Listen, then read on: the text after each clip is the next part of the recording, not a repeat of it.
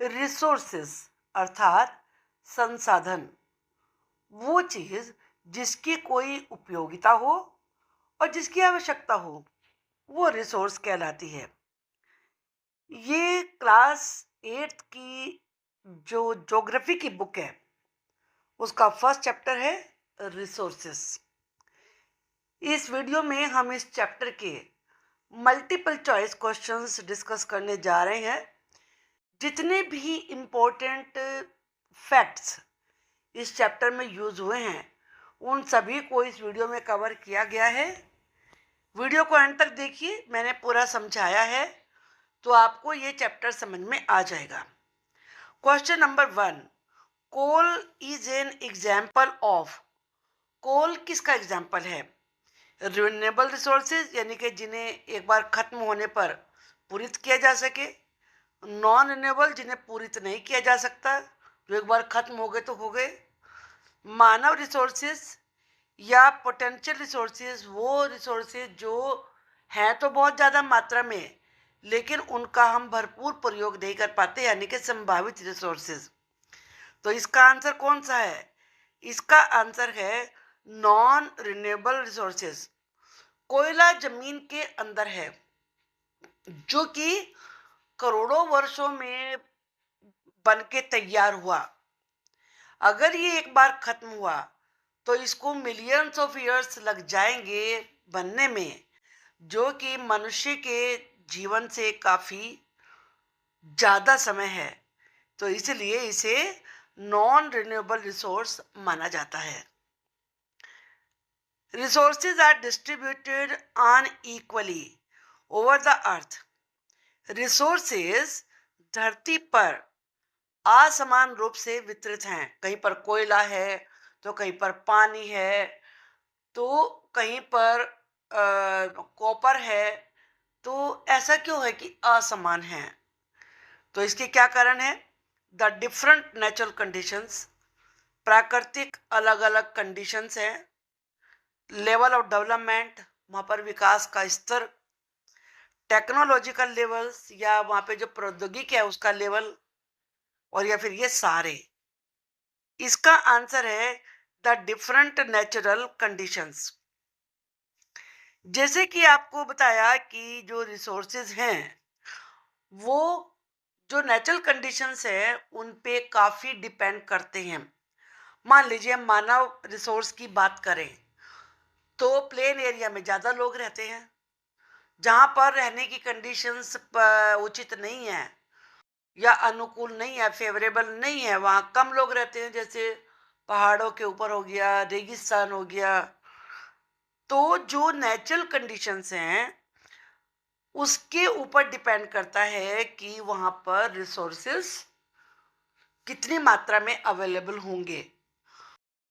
तो इसीलिए इसका आंसर है 1, यानी कि ए।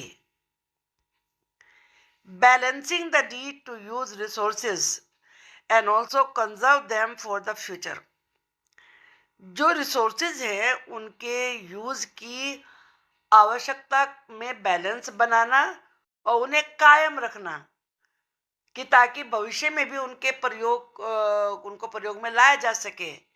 इसे क्या कहते हैं? सस्टेनेबल डेवलपमेंट कहते हैं, कि जो हमेशा चलेगा ऐसा डेवलपमेंट। रिसोर्स कंजर्वेशन कहते हैं, कि जो रिसोर्सेज हैं उनको कंजर्व रख करना, उनको मेंटेन रखना। और रिसोर्स डेवलपमेंट, उनका डेवलपमेंट करना, या ह्यूमन रिसोर्स डेवलपमेंट, या मनुष्य जो कि रिसोर्स है उसका डेवलपमेंट करना। तो इसको कहते हैं सस्टेनेबल डेवलपमेंट। यानी कि आप जो आज की हमारी जरूरत है और जो भविष्य के लिए वो हमें चाहिए, उसको एक बैलेंस में रखना। जैसे मान लीजिए, मैं एग्जांपल बताती हूँ आपको, पेट्रोलियम है। अगर हम पेट्रोलियम का बहुत ज़्यादा यूज अब करते हैं तो जल्दी खत्म हो जाएगा और भविष्य के लिए नहीं बचेगा। लेकिन अगर हम उसका सीमित प्रयोग करते हैं, सोच समझ के प्रयोग करते हैं, तो हमें आज भी उपलब्ध रहेगा और आने वाले भविष्य में भी उपलब्ध रहेगा। तो ये कहलाएगा sustainable development. On the basis of origin, उत्पत्ति के आधार पर natural resources can be classified. जो नेचुरल रिसोर्सेज है उन्हें वर्गीकृत किया जा सकता है किस किस रूप में, बायोटिक या अबायोटिक रिसोर्सेज के रूप में, रिन्यूएबल नॉन रिन्यूएबल के रूप में, एक्चुअल या पोटेंशियल रिसोर्सेज के रूप में, यूबिक्विशियस, यूबिक्विशियस कहलाता है जो सब जगह होते हैं, और लोकलाइज्ड जो एक पर्टिकुलर स्थान पर ज़्यादा मात्रा में होते होते सब जगह हैं लेकिन किसी की जगह ज़्यादा होते हैं। तो इनमें से कौन सा इसका आंसर है? इसका आंसर है biotic and abiotic resources. So first is the answer. दो प्रकार के रिसोर्सेज है नेचुरल, बायोटिक और अबायोटिक। उनकी उत्पत्ति के आधार पर, ओरिजिन के आधार पर ये दो वर्ग हैं। On the basis of the use and development, लेकिन यूज और उनका विकास कैसे किया, उनके आधार पर जो नेचुरल रिसोर्सेज हैं वो किस प्रकार से उन्हें बांटा जा सकता है। Biotic and abiotic, actual and potential, renewable and non renewable, या यूबिक्विशियस एंड लोकलाइज्ड रिसोर्सेज। इसका आंसर है एक्चुअल एंड पोटेंशियल रिसोर्सेज। कहने का मतलब ये क्या है इसका, कि वो वास्तविक रूप से जितने भी हैं और पोटेंशियल उनका आवश्यकता के अनुसार जो प्रयोग हम करते हैं, उनका भर, जैसे कि एयर है तो एयर सब जगह है, लेकिन कहीं पर एयर का प्रयोग ज़्यादा मात्रा में विंड मिल बनाकर ज़्यादा किया जा रहा है, तो या वाटर है तो डैम बनाकर ज़्यादा यूज़ किया जा रहा है इलेक्ट्रिसिटी जनरेशन के लिए, तो है वो चीज़, लेकिन उसका जो हम यूज़ कर रहे हैं वो अपने हिसाब से कर रहे हैं, तो उसके आधार पे, यूज़ के आधार पे एक्चुअल एंड पोटेंशियल रिसोर्सेज के रूप में बांटा गया है। हाई स्पीड विंड्स, जो तेज स्पीड वाली हवाएं होती हैं, सोलर एनर्जी होती है यानी कि सौर ऊर्जा, बायो वेस्ट होता है, were all considered as potential resources of energy in the past. Past में उन्हें एनर्जी का मतलब ऐसा संभावित सोर्स माना जाता था। They are all examples of, ये किसके एग्जाम्पल्स हैं? नॉन रिन्यूएबल रिसोर्सेज के, या एक्चुअल रिसोर्सेज के, या यूबिक्विशियस रिसोर्सेज, या लोकलाइज्ड रिसोर्सेज के। इसका आंसर है एक्चुअल रिसोर्सेज। ये इसका आंसर है। मतलब कहने का मतलब ये कि जो हाई स्पीड विंड्स हैं जिससे विंड मिल चलाते हैं, सोलर एनर्जी है या बायो वेस्ट है, ये एक्चुअल रिसोर्सेज हैं एनर्जी के। Water, electricity, rickshaw etcetera have all something in common. इन सब में एक चीज़ कॉमन है। क्या चीज़ कॉमन है? They have been use by people, लोग इन्हें प्रयोग करते हैं, वाटर को भी, इलेक्ट्रिसिटी को भी, रिक्शा को भी। एनहेंस, अतः they are all examples of, तो किसके एग्जाम्पल्स हैं? पेटेंट के, स्किल के, यूटिलिटी के, या डी पोटेंशियल के। यूटिलिटी का मतलब होता है उपयोग, उपयोगी एग्जाम्पल्स हैं। स्किल कहते हैं कुशलता को। पेटेंट होता है कि एक कोई भी चीज़ है जिसको आपने खोज करिए कि हाँ भाई ये इस काम की चीज़ है, और उसका पेटेंट करवा लेते हैं तो आप पे उसका अधिकार बन जाता है। जैसे बहुत सारी दवाइयाँ बनाते हैं, उनका पेटेंट करवाते हैं, तो इसका मतलब जिस कंपनी ने वो दवाई बनाई है वो उसको बेचने का अधिकार, उसको बनाने का अधिकार उसी का है। तो ये आता है यूटिलिटी में, यानी कि उपयोगिता में। जैसे मैंने बताया कि इन तीनों को, वाटर को, इलेक्ट्रिसिटी को, रिक्शा को यूज़ किया जाता है, तो यूटिलिटी यूज से बना, उपयोगिता। Name the type of resources, वो रिसोर्सेज बताइए विच हैव द कैपेसिटी और एबिलिटी टू रिप्रोड्यूस और रिन्यू क्विकली। ऐसे रिसोर्सेज का नाम बताना है जो अपने जैसा बना सकते हैं या खुद ही पूरित हो जाते हैं, रिन्यू हो जाते हैं जल्दी से। उन्हें लोकलाइज रिसोर्सेज कहते हैं, यानी कि एक पर्टिकुलर एरिया के रिसोर्सेज। नॉन रिन्यूएबल जो पूरित नहीं हो सकते, या रिन्यूएबल जो पूरित हो सकते हैं। ये यूबिक्विशियस रिसोर्सेज जो सब जगह पाए जाते हैं। तो इसका आंसर है रिन्यूएबल रिसोर्सेज, यानी कि जो पूरित हो सकते हैं उसे कहते हैं रिन्यूएबल रिसोर्सेस। जैसे मान लीजिए कि कोई भी आपने चीज़ है आपकी, वो ख़त्म हो गई फिर वैसी ही बन गई, तो वो कहलाएगी renewable resource. Grandmother's home remedies have no commercial value. जो दादी माँ की दवाइयाँ होती हैं, इलाज होते हैं, उनकी कोई कमर्शियल बिजनेस की वैल्यू नहीं होती, बट कैन बी पेटेंटेड, लेकिन उन पर पेटेंट उनका कराया जा सकता है। Sold to become economically valuable, और आर्थिक रूप से उन्हें वैल्यूबल बनाया जा सकता है। जैसे बहुत सारी दवाइयाँ हैं, हींग से बने हुए चूर्ण आते हैं, और हल्दी के यूजेस हैं, तो ये सब घर में अदरक से बनी हुई चीज़ें हैं।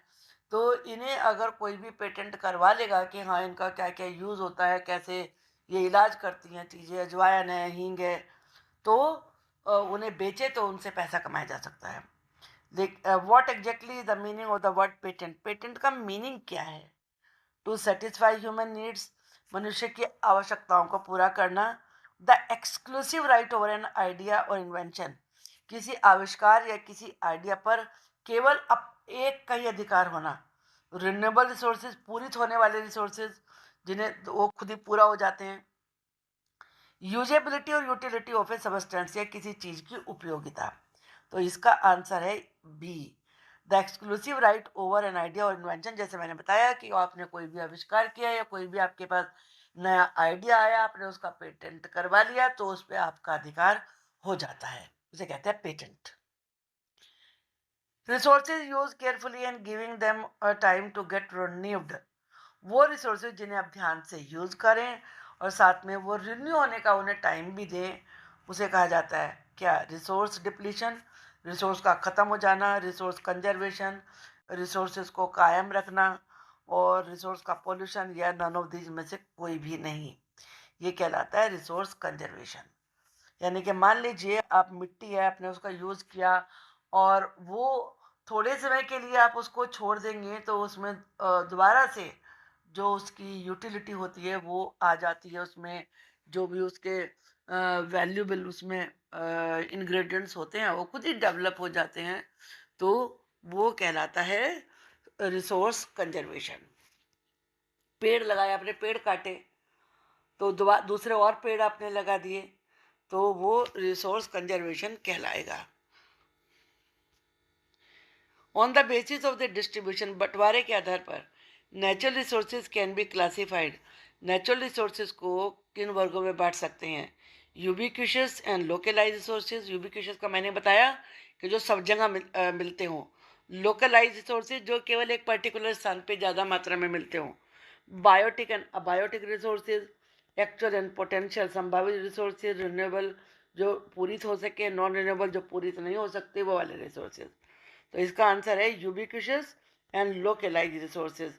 कहने का मतलब ये कि बंटवारे के आधार पर, जैसे मैंने बताया किसी जगह पर ज़्यादा पेड़ होते हैं, तो वो पेड़ सब जगह होते हैं, किसी जगह ज़्यादा होते हैं, किसी जगह कम होते हैं, तो वो बंटवारे के आधार पर उन्हें यूबिक्विशियस और लोकलाइज रिसोर्सेज में माना जाएगा। Name the resources where the quantity is known, वो रिसोर्सेज बताइए जिनकी मात्रा पता होती है। बायोटिक कहलाते हैं एक्चुअल, रिन्यूएबल या पोटेंशियल संभावित कहलाते हैं, वो कहलाते हैं एक्चुअल। जिनका आपको पता है तो वो एक्चुअल कहलाते हैं। Nitrogen fixation can be done by, nitrogen fixation यानी कि नाइट्रोजन की मात्रा को पूरा किया जा सकता है किसके द्वारा? इंडस्ट्रीज के द्वारा, या रिजोबियम के द्वारा, लाइटनिंग के द्वारा, या ऑल ऑफ द अबव, सबके द्वारा। यानी कि इंडस्ट्रीज के द्वारा भी कर सकते हैं, रिजोबियम के द्वारा भी, लाइटनिंग के द्वारा भी किया जा सकता है। From the following, which one can be described as a best example for having an economic value? इनमें से from the following which can be, किसको आप ऐसे डिस्क्राइब कर सकते हैं कि वो इकोनॉमिक वैल्यू का बेस्ट एग्जाम्पल है? ए ब्यूटीफुल सनसेट, सुंदर सा सूर्यास्त का दृश्य। Resources like iron and manganese और आयरन, लोहा जैसे resources. Affection from friends and family, family और फ्रेंड्स से प्यार। गुड वेदर या अच्छा मौसम, इसे कहेंगे resources like iron and manganese. तो इन्हें आप इकोनॉमिक वैल्यू, क्योंकि आयरन से, मैग्नीज से बहुत सारी चीज़ें बनती हैं, तो वो इकोनॉमिक वैल्यू का बेस्ट एग्जाम्पल है। From the list of options which one can be considered as an example natural resource, इनमें से कौन सा नेचुरल रिसोर्स यानी कि जिसे भगवान ने बनाया है वो कौन सा रिसोर्स है? रेलवे ट्रैक्स, ब्रिजेस, सनलाइट या फिर रोड्स? तो आप समझ गए होंगे, सनलाइट, सनलाइट भगवान ने बनाई है, और सब चीज़ें, ये ब्रिज, रेलवे ट्रैक्स और रोड्स मैन मेड है। The basis of classification resources, जो रिसोर्सेज है उनके क्लासिफिकेशन का आधार क्या होता है? Level of development and use, उनके डेवलपमेंट का और यूज का लेवल क्या है? ओरिजिन, उत्पत्ति, स्टॉक एंड डिस्ट्रीब्यूशन, या ऑल ऑफ दीज, या सब? इसका है ऑल ऑफ दीज, यानी कि विकास और यूज के आधार पर भी उनको क्लासिफाई किया जाता है, उत्पत्ति के आधार पर भी, और डिस्ट्रीब्यूशन के आधार पर भी उनको क्लासिफाई किया जाता है। तो all of these. Name the term given to the resources that are drawn from nature and used without much modification। उस टर्म का नाम बताइए जो नेचर से लिया गया है और जिसे बिना ज़्यादा कोई चेंज किए हम यूज़ करते हैं। वो ह्यूमन है, नेचुरल रिसोर्सेज है, या डिप्लीटेबल है, या ह्यूमन मेड है? ये होना चाहिए नेचुरल रिसोर्सेज। नेचर से लिया गया तो नेचुरल रिसोर्सेज ही होता है, और उसमें हमको ज़्यादा मॉडिफिकेशन का मतलब होता है, इसमें वर्ड यूज़ हुआ है मॉडिफिकेशन, चेंज। अब एयर है तो एयर को हम वैसे यूज़ करते हैं। वाटर भी जब जो वाटर होता है वो अलग बात है कि जब उसे पोल्यूटेड कर देते हैं तो हमें उसे थोड़ा सा करना पड़ता है, ठीक प्योरीफाई करना पड़ता है। अदरवाइज तो ये सब के सब जो है, वाटर हुआ, एयर हुआ, ये सब के सब नेचुरल सोर्सेज हैं, हम इनमें कोई चेंज नहीं करते हैं।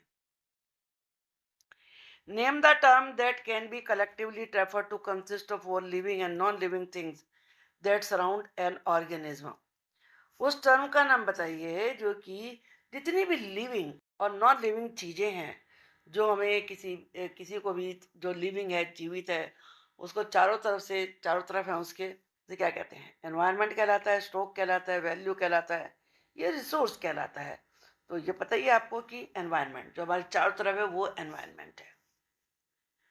आई होप कि आपको ये चैप्टर अच्छे से समझ में आ गया होगा। जो भी इसमें डेफिनेशंस बताई हैं वो बड़ी उपयोगी हैं। तो अगर आपको पसंद आई है तो प्लीज़ वीडियो को लाइक करिए, शेयर करिए। Thank you for watching the video.